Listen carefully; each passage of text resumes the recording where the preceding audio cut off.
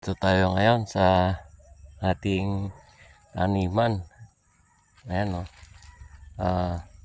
Pumupuso na yung saging after 1 year.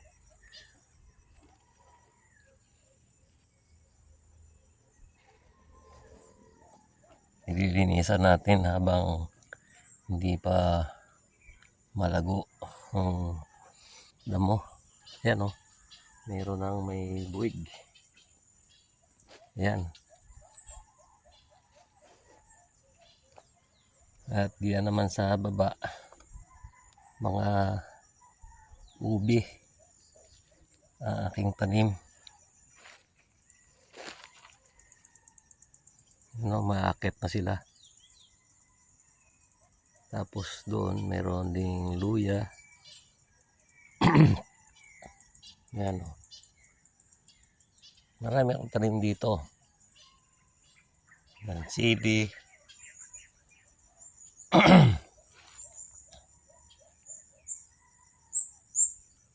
Ito yung tinatawag na saging na senyorita ng iba, pero sa amin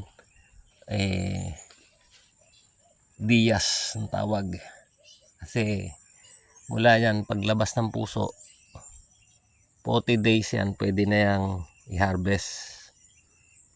Kaya Diaz 40 days. Yan, may natiba na ako isa. At doon meron pang isa ulit.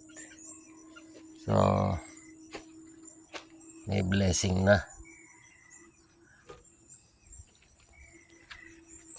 Ngayon pa nga kulang to kasi yung iba namatay nung tag-araw. Yan o, mga bagong tanim na yung iba niyan. Ito na mga kamote na ito, mga dati na. Yan o, dalawa yan. Pa isa pwede na talaga yun. Ayan pa, mga tataniman ko pa yan ng saging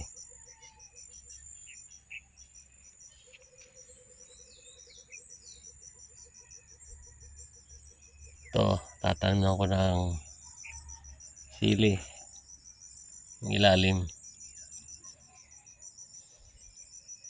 Kaya marami pang saging ang pwede ko maitanim dito.